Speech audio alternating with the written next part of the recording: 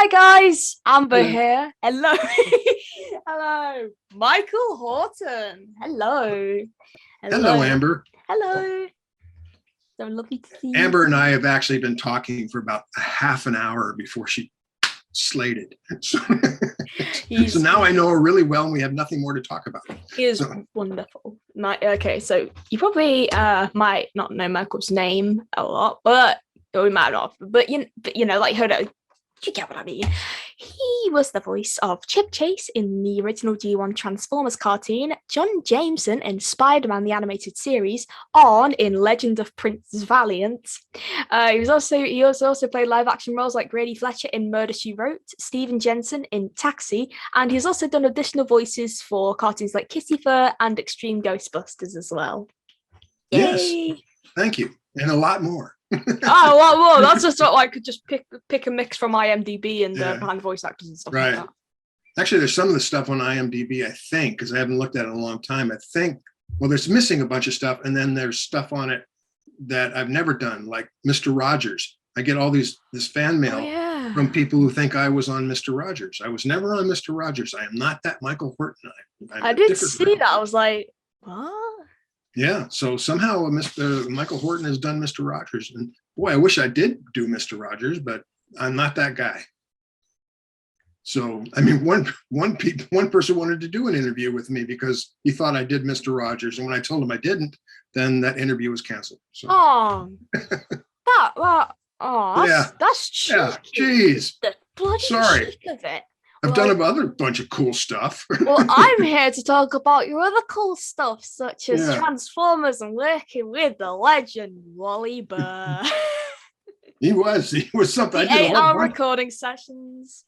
I did all the. I did a lot of Wally Burr sessions, GI Joe, and guest spots, and he's. Oh yeah, I did a lot of those things. Like I said, there's not a lot of. There's a lot of stuff missing from your IMDb pages, and but Wally Burr was. I'm sure you've heard a lot of Wally Burr stories. Of course, I have.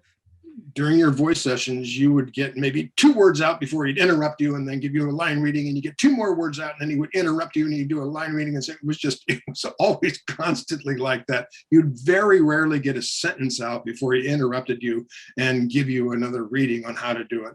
But that was Wally Burr, and it worked. It worked for everybody. It doesn't matter who you were. If you were Frank Welker or the Peter Cohen, you'd still get that same Wally Burr directing thing. And but it was so much fun because you had these group of people who were amazing. They were amazing actors, and you worked with the voice sessions back there, and were so good and funny. They were probably the best show in town, and I certainly just would look forward to doing those shows more than I would do, more the films and television shows that I did, just because I was working with all these incredible actors. Okay, I heard it. Yeah, just ready just in case it gets dark, because I remember like one of my last interviews, I just sat there, it was just like completely in darkness. I was like, okay, do I turn the light on or do I not? Oh yeah, what is it, 9:30 there now? Yeah, it's about 20 to 10. Oh, 10, okay. In the evening. Well, I'm a night owl, so it's not my bedtime yet. Yeah, it's about that time to get dark. Yes. Yeah. Well, in the UK, it usually gets like lighter, like the more summer progresses. So, like, I grew up in Seattle. We're on that same longitude, so it doesn't get dark until like 9:30, 10 o'clock, and when you're a little kid, you just couldn't go to bed. It's 7:30, 8 because it's too light outside. So now that I'm down in LA, it gets dark at 8. Oh wow, it must be so cool. Like it makes me think of the winter when it gets dark early, because over here it's like sunset 4 o'clock in the winter. Yeah, Seattle would be about 4 o'clock, same, because it's the same line. Yeah, that's weird. I don't, you don't want that. It's kind of cool, I suppose. It kind of varies, like wacky weather, yeah. This has nothing to do with the weather, but this is something to do with Transformers. I like to ask now, you played Chip Chase in the show. He wasn't in a few episodes, but is still an iconic character. I gotta ask. So in the show, Chip's best friend was Spike Witwicky. Yes.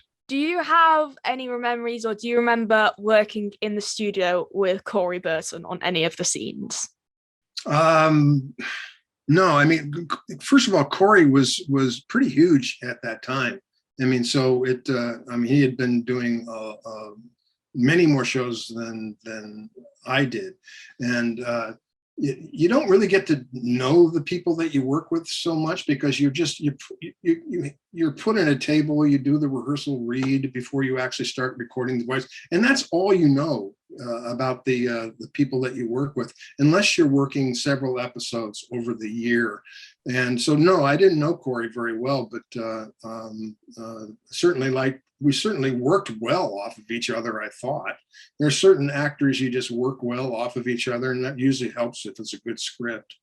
And it's just, the acting is about listening, and as long as you got somebody sitting next to you that's pretty dang good and they're listening to you, it's easy to listen to them. You just got that kind of synergy that works, and that translates over the microphone. So yeah, he's a very talented actor. I miss him so much. I was in touch with him when I was working on my documentary. I mean, because he has autism just like me. We were in touch for a little while. I didn't know that.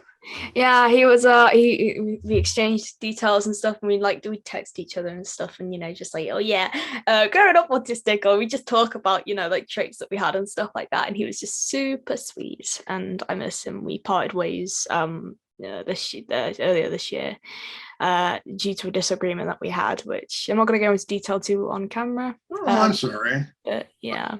Well, hopefully you'll find one day you'll be able to find a way to mend it. I do, because I want to meet him. I miss him. He was like my online buddy. He was my pen pal. He was like my autistic buddy who I could completely understand, being on the autism spectrum. Well, don't give up. I'll try not to. Oh yeah, I've got to ask about Frank Welker and Peter Cullen. Now, I'm meeting them both this October in Edinburgh. As I said, I've video chatted them a few times, but I'm meeting them for real again this October.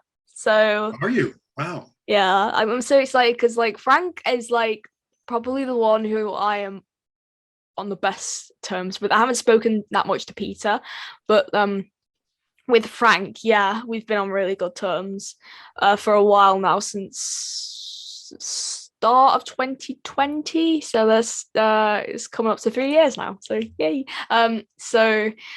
He helped me in the documentary. That on my wardrobe there is a little love letter he wrote about the documentary to me. You can't really see it, but I can see script. It says, yeah. It looks like a handwritten letter. It's on his website. He has a Q&A page on his website, and he answers questions and stuff like that. So I sent it to him on there, and he was just like, "Oh my Amber, what a great job on the Bill Scott documentary. How you got all the clips, the material information, and put it together so beautifully. Oh my, indeed. Bill would be delighted. You have shown yourself to be a very talented young lady and filmmaker, and well on your way in the world of art. My congratulations to you for your persistence and your talent. Wonderful stuff, Amber. Your fan, Frank." Isn't that's sweet? I know. I'm like, because the con that I'm going to see them at is in Edinburgh, Scotland, 4 hours away. It was postponed last year to this year. Well, it was 2020, postponed to 2021, now postponed to 2022. I hope they don't postpone it another year, because I've been waiting 2 years to meet him. But seeing him in person for the first time again, I'm just going to think of everyone I've talked to for my channel and how they've mentioned Frank and how sweet he is and stuff. And I'm just going to start sobbing as I hug him. I'm like, thank you for being there for me. I know you're just a voice actor. Usually, I always say you never want to meet that person you're such a fan of, because it's always disappointing. But guys like him, it's never disappointing. Never meet your heroes. Yeah, he's just a really great guy. I remember the last time I worked with him, or no, probably wasn't the last time, but it wasn't on a cartoon show. It was on a radio commercial, and I was the straight guy in the commercial, and he was doing all these different voices. And he's one of those geniuses who can actually talk to himself in all these different voices. Like a lot of those guys on cartoon shows, they'll do 3 or 4 different characters, and they'll just do them right in a row. And anyway, Frank was doing all these voices of inanimate objects. It wasn't people. It was just these voices of like a lamp or something like this, and just coming up with all this weird kind of things. And after it was over, it was so good. The people in the control room stood up and applauded. And I did too, because I'm just in awe of what that guy just did. And he goes, well, he says, it was either this or college. And so that was his return. That's how he made a good living. And boy, did he make a good living. And he still does. And in fact, he just saw a Facebook post, Dan Gilbazan, who is Bumblebee and all this stuff. He and Frank Welker and Peter Cullen were taking a private jet to Sioux Falls, South Dakota, to Sioux Falls, South Dakota, and to go to Voices Against Cancer, one which probably won't get invited me to. A private jet. I asked him if Frank was flying. He's like, "Nah, he's in the passenger seat." I'm like, "Oh." He's a pilot. Frank's a pilot. Is he really? Yeah, he could actually pilot a private jet. He flies a Beechcraft B-36 TC Bonanza. Oh, I did not know that. I thought it was like some company paying for him to. No, he actually does fly in his spare time. I found an old article from 2007 from him talking about his plane. He's had his plane now for nearly 30 years. And I didn't like, it's so cool to think like, oh yeah, you know them for doing their voices, but like outside, Peter Cullen rides horses. He does horseback riding. Yeah, well, I know. Peter was a horse guy, back in the 80s when I was working with him. He couldn't wait to get done with the session just so he can go back out to Palmdale or wherever the heck he lived. He had a big ranch out there with his horses. Yeah, so he was doing horses way back then, and I'm surprised he even had time to do them because he was constantly working, going from one session to the next. And that's back in the days when there were so many cartoons that the guys who were the big names, they were going from they would do like 3 or 4, 5 cartoons in one day. And then they would also do promos for movies and television shows and radio commercials and television commercials. And they would it got to the point where they had to have a studio in their house because they couldn't make all the appointments, the Don LaFontaines, the guys you would hear on all the movie trailers. They had to do it from their home because they just couldn't make all the appointments. They were so busy. And but everything's changed now, which is good because now that I'm kind of retired, so I could never do that anyway. But those were the days, as they say. They were a lot of fun. Yeah, I agree, definitely. I'd like to tell you something, Michael. I found this out from Doug Stone. So Frank was doing about 3 or 4 sessions a day. So I don't know what happened to my voice then. Sometimes with my autism, I change into different accents. So I'll say like, oh yeah, Frank would do like 3 sessions in a day. So then after that, he would go in a limo. I just started morphing with different accents, which is kind of cool because the voice acting thing. So he'd go in a limo. And he would sleep in the back while the driver took him to his place. I'm like, a lot of those guys, before they had the in-house studios, they would be limoed around, not because it's they had to, because you'd have to find a place to park if you were driving your own self. So they would take limos, and that would just be part of their business expense. And so they could make all their sessions. The big popular guys like the Don LaFontaines and stuff like that, they all did limos. Yeah, and then eventually you had a home studio, so you didn't have to do that. Frank now works 3 days a week, and before COVID, he didn't have his own home studio, and now he's got one, which is he's done all these GalaxyCon things in. But someone put on Instagram that they installed the home studio that he uses. I'm like, okay, it's in his we say garage. Yeah, we say garage. We also say pavement instead of sidewalk, football instead of soccer, rugby instead of football for you guys. Yeah. What else is there? Sweets instead of candy. Yeah, guy I know, I can't remember his name, but you'd recognize his voice. But he ended up putting a home studio right in the middle of his living room because that's the only place he could put it in. It was just this cube. You walk into it, soundproof thing, and it was right in the middle of his living room. Could be still there for all I know. I don't know if his wife likes it very much. Which voice actor? No, he's one of the a guy who does a lot of commercials, trailers, and things like that. Oh. And they have, sometimes they do 10, 15 sessions a day. So they can't go around from studio and studio. So they do that home studio thing. That's what most of those guys do nowadays. So they don't have to drive anymore or even be limoed around. Yeah. So everything's changed. And you're going to get to that place one of these days. You're going to have your own home studio. Well, I'm investing in one at the moment with YouTube. I monetize my videos. I film, as I said before, we started the interview. I film these. Really, you one of those things? Place right? Yeah. 2 words. First word. You got one of those hand crank cameras. Okay. I do have like a really old video camera downstairs. I don't know where it is, but I think it might be under the stairs. I'll have to dig it out one day. Actually, just reminded one of those me. old 8mm movie Yeah, cameras? yeah. I think unless we got rid of it, I can't remember. I'll have to look. So I film these rides for YouTube. Yeah, when someone says film, I just go like that. I don't do like film or something like that. When someone says take a photo, I don't do like. I'd have to do a click because it's the old way to do it. Or if you wanted to like do the hand sign for a phone, I was gonna say, so I film these rides for YouTube. I used to be scared of them as a kid. Like, kids would be like, oh, I'm gonna go on the ride, and they're like, nah, you're not having the power to go on the ride. Me would be like, nope, I'm not going on that ride. Because it scared me, the sudden sounds and stuff like that on it. Yeah. And then I got obsessed with them. And then I became the voice of one of them. I could be scared of myself. Oh, that's great. I mean, that's great. You find those little moments, you work through them, and that's really cool.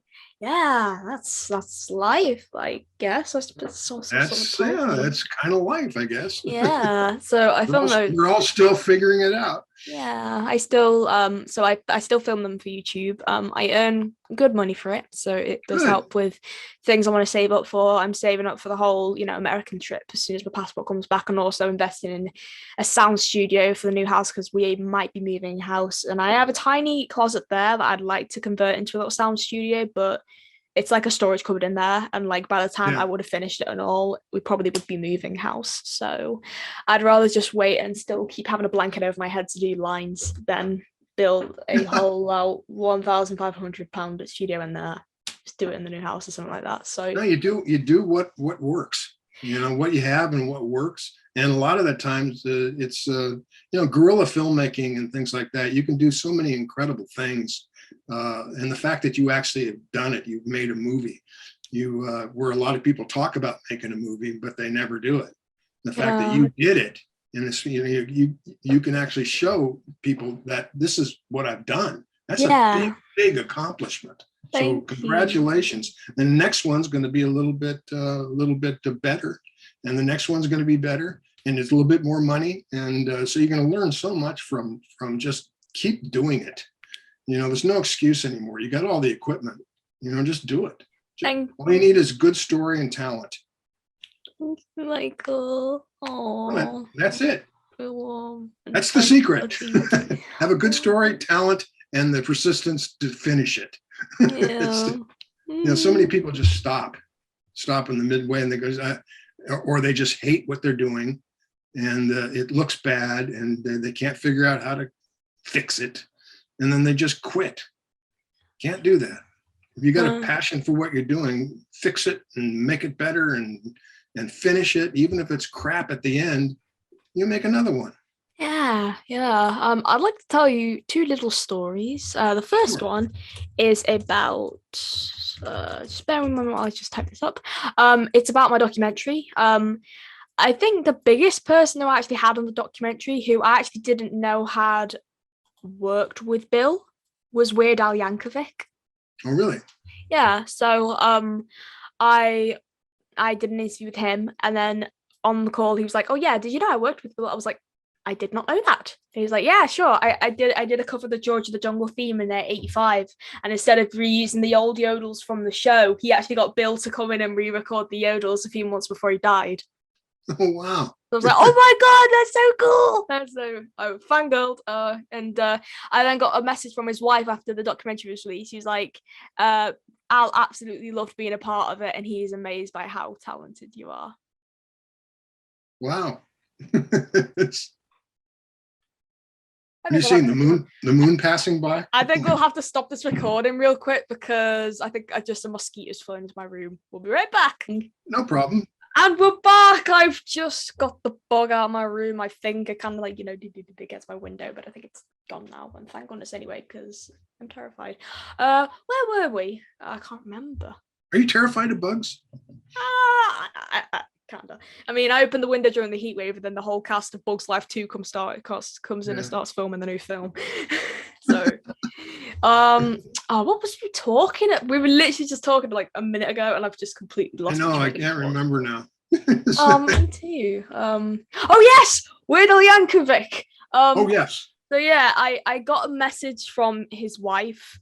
Okay, this is really how sweet. I know, because I was like, okay, I didn't expect that.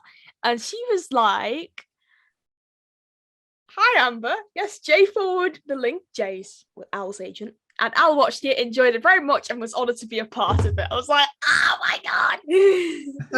I was so, oh man. I was like, nice. And the other story is, it's something to do with Will Ryan. Will was a huge supporter of my documentary. He even came to the documentary premiere. I had a big one over Zoom, and a lot of voice actors came. It was just so lovely. I still have the original recording of it as well. I might have to dig it out and send it to you. So yeah, Will managed to see it before he passed away. At that time, me and Corey had parted ways before that, because just how people do, we have our own lives and stuff to tend to and stuff. So I was like, this is January, and then August rolled around. I emailed him just saying, here's the documentary, thank you for being a part of it, and he just left it at that. I didn't receive a response, which I knew obviously that would happen because Corey's sort of he's a very private person. He is. So I was just, it was November. Will had passed away. I told Corey, because he's not in touch with anyone else from the cartoon community. No one else has his details. So I was like, okay, I've got to be the one to break the news to him because he worked so much with Will. And then for the first time in nearly a year, he texted me back. Oh. I was like, Will, what have you done? Because I think Will must have said, Corey, you got a text Amber back. He texted me for the first time in a year, and he said, I also want to give you my full approval on the Bill Scott documentary. Very fine work. You should know that. Good. I was like, I have to try and dig out the original message because I'm like that. I'm that sort of person. I look forward to seeing it. It's on YouTube, right? It's on my channel. It is indeed. It's on your channel. Okay. Yeah. Of course, here's me having a look through all my messages and just trying to find Bill Scott. Bill Scott. Where is it? Yeah. I'm trying to find it. Where is it? Oh, hang on. I think I know where it is. You have to bear with me. That's okay. Take your time. Documentary. Where is it? Come on. Oh, where is it? You're so organized, you're disorganized, right? Indeed, yeah. Where the blooming heck is it? Hang on. Oh, so many messages. Where is it? Here it is. And pardon my necessary absence, but I've been meaning to give you my fullest thumbs up on the Bill Scott documentary. Really fine work. I hope you know that. That's great. I think at one point he described me as one of the most talented people he knows. I was like, oh, that little pleading eye emoji. Sure. My face went like that. I was like, oh man, I'm just looking through all these, and I'm like, the pleading eye emoji. I miss, like, it hit home for me when we split. Like, friendship wise, like, yeah. Anyways, so Michael, I'd like to talk to you about some of the other roles that you've done, like in Extreme Ghostbusters and Kissy Fur. What other cartoons have you done additional voices in? I can't even remember doing Extreme Ghostbusters. I'm sure I did. It's set on a lot of us would come in for little guest spots, and we'd do one day, and then the next time you you remember it is because you got a residual for it. So yeah, you don't remember. But one of the probably my favorite cartoon show I ever did, and it's one that nobody ever saw, unfortunately, and probably no one ever heard of, and it was called Zazoo U. And I don't even know if it's on the internet, and if it is, you ought to watch it. Oh, you know me, I'm gonna have to look it up. It was Zazoo. Zazoo. Let's see, Zazoo. Let's see, no, wait a minute. ZZ. I can't seem to find it. Oh, hello! I think I found it. Let's see. Hey, I found it. Here it is. Anyway, it was on Fox. I don't know if it's playing anywhere. Let's see who's in the voice cast who I've spoken to. Jerry Hauser, I'm reaching. Oh, yeah. It was brilliant. I mean, seriously, it was one of the most brilliant and kind of over the head of a lot of people, but it had an incredible cast. Yeah. I mean, it's amazing people. You go to the IMDb page. But anyway, Zazoo U, and you talk about, half the guys Jerry Hauser. Reminds me of What's the Matter You from Rocky and Bullwinkle. The name a little bit, but yeah, Jerry Hauser. I'm reaching out to him for an interview. Brian Cummings I've interviewed, Neil Ross I've interviewed, Ches McNeil. Yeah. She called me sweet once. Susan Silo I've interviewed. Danny Man I'm trying to reach. The great Tress McNeil. I mean, she was one of the funniest human beings I've ever worked with in my entire life. I love Tress. She was amazing.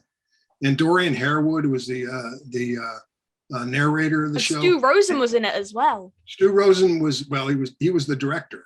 And he was also he was Dr. Russell in it as well. Really hard director to work for. He was the nicest guy in the world. Aww. But he's a great guy because he was always casting me. He cast me in that Arn, the Legend of Prince Valiant. That was 65 episodes over 3 years, something like that. And that was an amazing cast of a lot of British actors. Yeah, let's have a look who's in it. Robbie Benson, Noelle North. Aww. Yeah, Noelle. She just had a birthday yesterday. Oh, it was her. I'm in touch with her. I have her on like Instagram and email, and I haven't heard from her in months. I don't know if she's okay or not. So I'll have to drop her another message saying, "Happy birthday, Pamela Tapis." Yeah, it's happy birthday. I haven't seen her for, I don't know, 30 or 25 years. I can put you in touch with her if you want. I'll give you her details. Yeah, I would love to at least say hello. Yeah, of course. Yeah, because she was wonderful. Who else is in it? Robbie Benson, The Beast, and Beauty and the Beast. Yeah. Oh my God! You go down the list of the actors that were on that show. Ephraim Simplest Jr. Oh, yes. Batman the Animated Series. And just the guest actors. We had a lot of guest actors from Britain. And it was like having the Royal Dramatic Society come in. John Rhys Davis. I'm meeting him in October. He's going to Comic-Con Edinburgh. I know. I worked with him a couple of times in cartoon shows. And that Tony was J. At the height of Rebel, Sean Astin, Jeff Bennett. Sorry. Oh no, you can go down if you're a cinephile. David Warner, Paige O'Hara. Yeah. So Beauty and the Beast were in that show. I worked with David on Murder, She Wrote also. Well. Yeah, Rob Paulson. Yeah. Oh wow, what a cast! But unfortunately, nobody ever saw it. So if it was a big hit, I'd be asked to go to the cons, but it wasn't a big hit. So but it was a good show. Had a great opening song. The opening song to the Legend of Prince Valiant was outstanding. But it was a good show. Zazoo U was brilliant. My first cartoon show I ever did was The Incredible Hulk. Oh, yeah. That was like 1982 or something. Anyway, the cast was like this amazing group of Michael Bell. Was in it. BJ Ward. BJ Ward. Yeah. Pat Fraley, I think, was one of Pat Fraley's first cartoon shows also, because that was my very first. And I couldn't believe the talent that was in the room with. That's I'd done a bunch of TV shows and a lot of theater. And I'm thinking, oh, God, I'm doing like this cartoon show with a bunch of, and these people, the best actors I ever worked with. Let's have a look It was at Bob Holt, Susan Blue was Bob in it. Ridgely, Bob Ridgely, brilliant actor. On Susan Blue as well at Yeah, RC. yeah, it was really, really good actors. And they were always good actors. It was the people who did this stuff. They were just amazing. All improvisational skills through the roof. The funniest sessions. You never really got to improv much, but they improv anyway. So it was so much fun. Oh, bless you. I miss doing those things. Oh, I bet you do. It says here the series aired from 1996 to 1998 on CBBC as part of the Marvel Action Hour. CBBC's Children's British Broadcasting Corporation. So that's the channel over here. The Marvel Action Hour. It says here the show underwent a notable modification when it was broadcast on the BBC. In the United Kingdom, because the BBC does not feature commercial breaks, the two shows that made up the Marvel Action Hour, which was Iron Man and Fantastic Four, I believe, would actually have only totaled about 40 minutes, and so episodes of the 1980s Incredible Hulk were added between the two original shows to bring the whole bundle up to the promised hour in length. The Stan Lee segments, however, were dropped. First series was broadcast from the 20th of April until 20th of June 1996, with 3 further episodes in late August and early September. The series was repeated in 1997 and 1998. However, the BBC did not screen Marvel Action Universe due to the fact that Channel 4 held the UK rights to the other show that aired on it, Biker Mice from Mars. Well, there you go. Yeah, who's an Iron Man? James Avery, Robert Hayes. Yeah, James Avery. Oh my God, what a voice! Jim Cummings. Oh wow, Jennifer Darling, Jennifer Hale. Wow, was she doing stuff that? Goodness.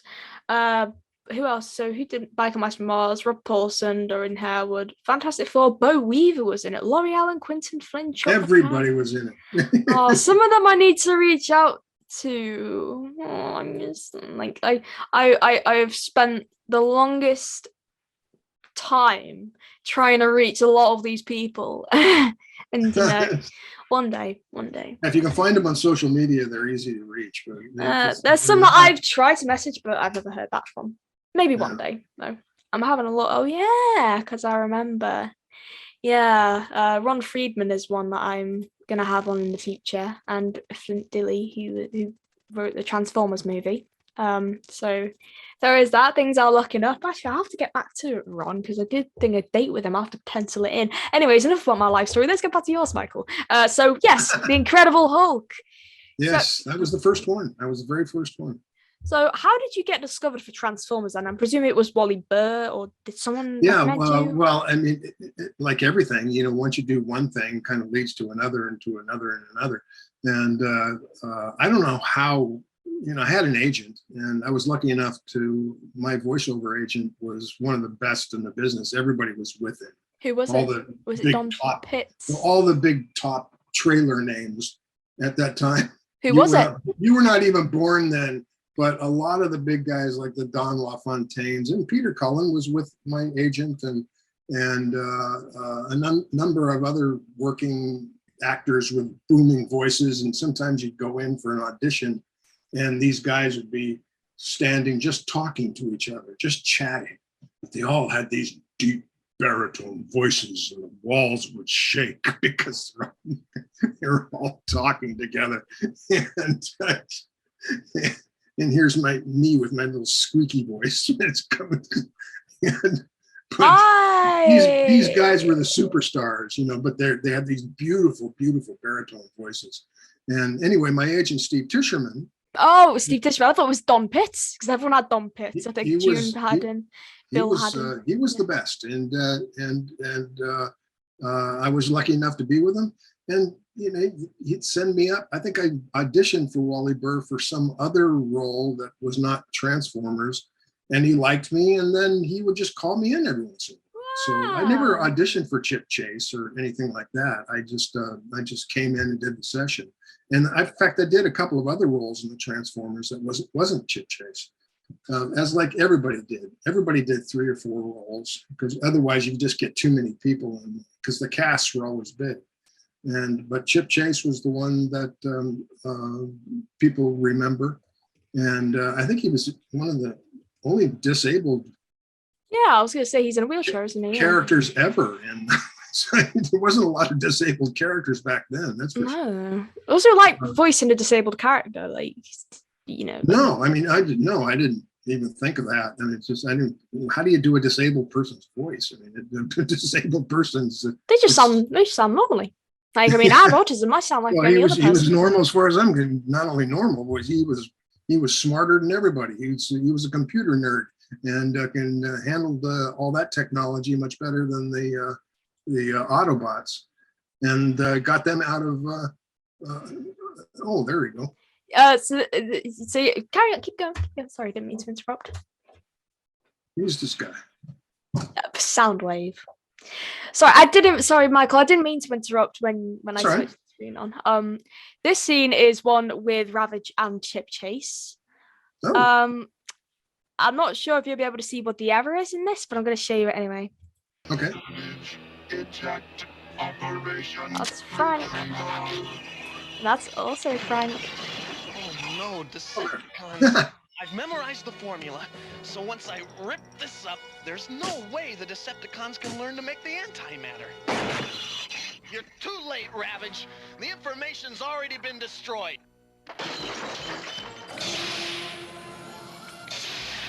Excellent, Ravage. Could you spot what the error was? That's great. What? No. Yeah. At the end, when Frank says, as Soundwave says, "Excellent, Ravage," they forgot to add the vocalizer. Oh.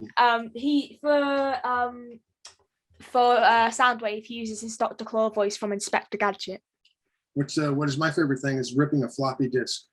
Oh yeah, I love that sound. Can you imagine ripping a floppy? But that's how that he, maybe couldn't walk, but man, he could rip a floppy disk. What an icon it was. I actually have something here. It's a memory stick, but it's Ravage. It's Ravage. Oh my god. But when you transform him, it takes forever to transform. So I'm not really gonna bother at this moment in time because it takes like the longest time. But something to do with folding him in. Actually, yeah. If I fold these out. It's like playing with a bloody Rubik's cube. So I kind of like. I think if I put him in here. No, hang on. Oh no, I know how you do it. You put his head back here, and then what you do is you like tuck in his arms and stuff like that. But it takes forever. So and what you do is you slide this up. It's a transformable memory stick. Oh wow, it's a memory stick. Jeez. I know. So I'm gonna take it obviously to meet Frank Welker in Edinburgh. I've got to say he's got to meet Little Ravage, definitely. I love it. Like I have, and I can't. I don't know where it is, but I have a picture of Chip Chase. Oh really? Oh wow. I do, and because I moved my office from upstairs to downstairs, and there we go. He has been transformed by me. Goodness. Oh, hang on. I don't know where it is. Oh, it's too bad. That's a picture of Chip Chase, and that somebody gave me, and it's really cool. It's got a little Decepticon symbol on it as well, which is really cool. That's it. Oh. Instead of a cassette, he's a memory stick. So I just keep a lot of stuff on this, which I'll probably keep all my Frank Welker stuff on this. You should. Let's put that in there for now. Yeah. So wow, yeah, that must have taken you back down memory lane. That clip. That was. I don't remember actually doing the voice session, but well, I love the fact that he could rip a floppy disk. I can tell you now, there are raw voice sessions on YouTube. Someone's uploaded the entire recording session for Roll for It. Really? Yeah. Roll for It, missing an additional audio dialogue. Oh my god. Yeah. You can find anything on the internet, I think. It'd be nice to find episodes of Zazoo U. And if I can find those, that'd be great because those things were brilliant. I'd like to see if they hold up. I'm having a look. But it was like I think the reason it never took off is because nobody could understand it. The cartoons are too weird. I'm trying to find a few. There's a lot of a few things with there's a few lines with Chip, but like they're just like one-offs and stuff like that. I'll try to find it. Yeah. Oh well. Whilst I'm looking at that and I'm inspecting that little audio tape, I'd like to ask you, what are you doing nowadays, Michael? Well, say that again. What are you doing nowadays, Michael? Oh, nowadays. Right now, I'm doing more environmental work. Believe it or not. I mean, for the last 20 years, I stopped acting around 2002, something like that, and devoted myself to running this organization for film editors. And I put on these monthly events and other events all over the world. In London, we did probably 4 or 5 events that involved new software, working editors, interviews with them, how they do their craft and all this other stuff.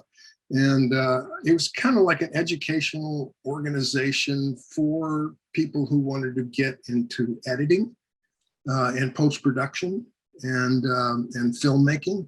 And that's what I did for the last 20 years. Now the pandemic took me into another direction, and now I'm doing more environmental rehabilitation work. I'm planting trees and watering trees and taking care of them, and advocating for the environment and that sort of thing. I'm trying to make the world a better place for you. Thank you, Michael. You're doing God's work. Oh, that's lovely to hear. There you go. There's no picture, there's just audio, but there's a lot of additional dialogue that was not included in the final episode. But I'll be damned. I have it here. It's 2 little lines from Chip, and there's one from Peter Collins' Octopus as well. Come on, Dr. Alcazar, acknowledge. Shove it into overdrive, fellas. If Megatron gets the formula, the Decepticons will be unbeatable. Come on, Dr. Alcazar, acknowledge. And it says Dan Gilvezan was not present for the audio, the recording session, so all those dialogue is missing. A lot of the times, in fact, most of the times, the actors were not present for the. Yeah, you have to remind me. Send you the documentary, and a few other things. Yeah. I'll find the documentary. I'll watch it. It'll probably take me 3 or 4 times. 3 or 4 sessions. I won't be able to watch it all in one session. Oh yeah, trust me. If you want to watch it all in one session, you better have the following: a bucket and a big bag of popcorn. Okay. Hey, to the TV. Here you go. I've just I've messaged you on Messenger a little link to that on that unedited recording session. Okay, good. I got it. Yeah, it's so cool. Like, you would have thought like back then they wouldn't have managed to uncover a lot of these, and it's amazing. And it's not like the raw scenes. It's like the lines that were not put in the final episodes. You like extended dialogue, deleted dialogue, additional dialogue, like the Foley and stuff. Because I know there was one video where it's Clive Revill, Michael Bell, and Hal Rail as the Insecticons. Shrapnel. You have to bear with me while I remember the Insecticons names. Insecticons. Oh my god, I can't even type. Yeah. So I can only remember Shrapnel because I interviewed Hal recently. It's a Shrapnel, Bombshell, and Kickback, and they did all these little Foley sound effects for them and stuff like that. Yeah, he was Kickback. It was Clive Revill, and then Bombshell was Michael Bell. I miss him so much. I need to do like a part 2 with him because wow. One of the funniest people that you'll ever hang out with. Great. Yeah, he's just so funny and so sharp and so witty. And I've been a big fan of his forever. So I actually found out that he's actually the godfather of our actor Steve Guttenberg. Oh, I didn't know that. Yeah, which is really cool. I should have asked him about that. I can't remember if I could ask him about that. I don't know. Actually, to round off this interview, Michael, I'd like to ask you, have you ever been to England before? Have I ever been where? To England. Oh, yes, many times. Good. When I was telling you I was doing that, I run this group called the Los Angeles Creative Pro User Group. Yeah. And we used to do these events around the world, Vegas and Amsterdam and Boston, San Francisco, and London. And we did about 5 events in London. And a part of that would be, where did we do it? We did it at the the place? Where's the mayor live or work? No clue. The mayor. Oh no, that's that. We did it when Boris Johnson was the mayor. Siri. Hey Siri. Where does the mayor of London live? That's my dog, by the way. Yeah. Well, it's or work anyway. Whatever that venue is, they have a big theater there. Don't answer me then. That's where we used to do the events, and it's somewhere in Kensington. Mansion House. I guess. Anyway, I don't. That's what it says on Google. Oh. It's like the city hall or something like that. No, that's not it. That's where he lives. So this is one where he works, wherever the mayor's office is. Work. City Hall. City Hall, yeah. Anyway, they have a theater there. They have about a 500-seat theater there. Yeah. And so we would do the events. I've been I know where City Hall is. It's in Southwark. I've been past there many times. It's like that big dome place. It's well, that's what it looks like now. I don't know. It's in Kensington. All I know is it's very, very pretty. And we would do these big events there. We did about 5 times. And so I've been to London many times. And I love it. I've been to England, love it. One of my good friends lives in Bristol. And so I've done a lot of touring around Bristol and Wales and all that. I mean, who doesn't love England? I mean, London, you can take or leave because it's a big city. but England, oh my God, it's so beautiful.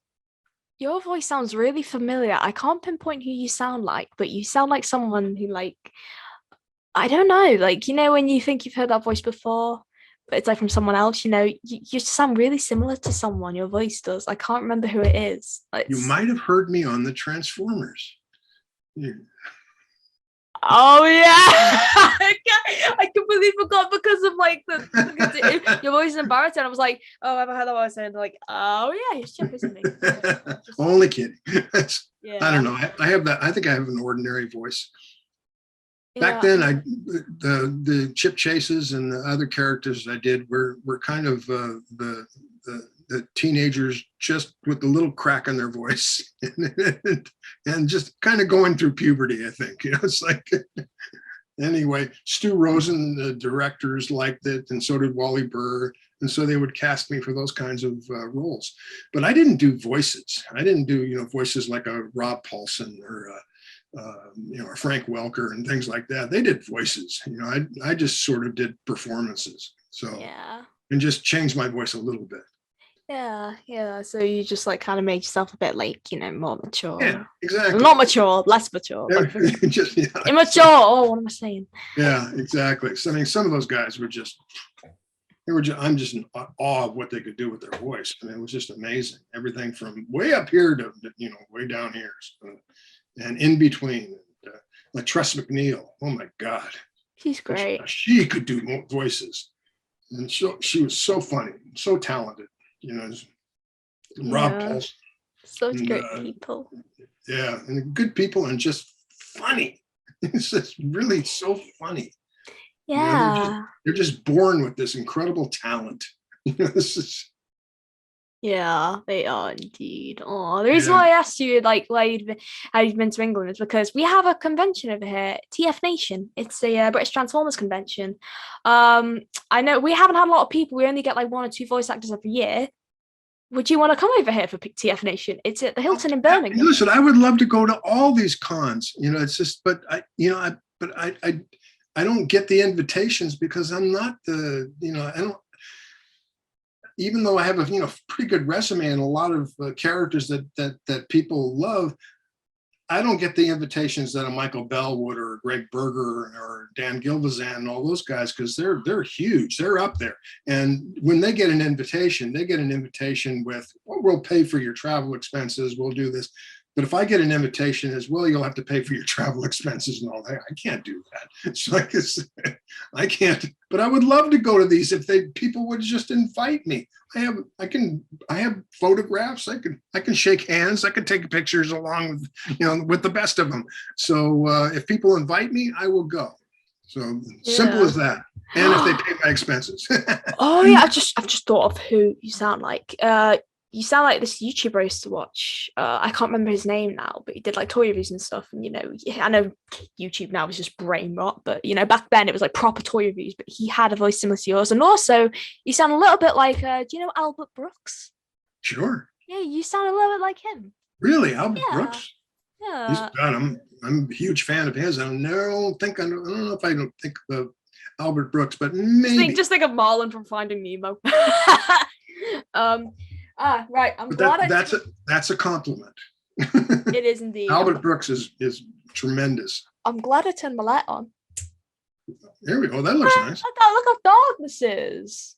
That's, Actually, to be fair, I think I'll keep this off because my cat ears light up in the dark, and I've just knocked one of my little figures over that I have on my desk. I have a ton of figures. I don't have a Chip Chase figure. I'm really sorry. I have Perceptor. I have Cup. I have Pipes. I have a Jazz over there on my wow. on my shelves. I have a few Funko Pops. I have an Optimus Funko Pop. I have a big one right here. You have a little world down there My of your desk. very own. Yeah, I have an Optimus Funko Pop in that size and smaller. I have a Megatron. I have a Bumblebee. I have a Soundwave. I have a little Megatron figure. I have a Bumblebee figure. It's just like my own little world in here. I live inside my own four walls, and I'm happy. Yeah. It's amazing all these years later what an impact that show had on a lot of people, especially a lot of Gen X types, 40-year-old people who grew up on that show. And I should have grown up with like Prime. I kind of grew up with G1, so you have it. It meant a lot to them, and who knew? Yeah. It was just a job to us, and then all of a sudden it becomes this big deal, and people really love it, and then you go, oh gosh, that's great. To be a part of something that people love, that's a wonderful thing. You're setting a legacy. Like you're watching something that people are watching, their children, their grandchildren. It's like Murder, She Wrote. I always say it's still screened on British TV. I see it sometimes in the TV listing. I'm like every mother's favorite actor. It's because the mothers always watched Murder, She Wrote. But I just think it's amazing that how many people love that show. Yeah. And what it meant to them, and then to be a part of something that means something to you. You can't complain about that. That feels pretty good. Yeah, definitely. Michael, thank you so much for talking to me. It's been lovely to talk to you for my channel. Thank you for this lovely little podcast episode. It was lovely talking to you, and I'm going to be a big fan, and I'll be watching your shows from now on. Okay. Thank you. Where can we find you on social media? Do you have any websites? I'm on Facebook. I'm on Twitter. Well, I'm on Twitter as LACPUG. That's a business account, because I'm probably going to go back and start the group again here pretty soon if we don't have another surge of COVID. But I've been enjoying this 2 years of kind of being away from the entertainment industry. But right now I'm on Facebook, and a lot of people who are Transformers fans follow me there. And so you can follow me there, and I'll entertain you as much as I can. Does anyone in your business group know about your cartoon past? Okay, and you can get me invited to all the cons, and I'll go. Yeah. Okay. Just quickly, are you in touch with anyone from the G1 Transformers cartoon still? Like, am I in touch with who? Anyone from the Transformers cartoon? Yeah, well, I know Dan Galvazan maybe a little bit, and Greg Berger. I mean, I know all these people, but am I in touch with them and all that? No, not so much.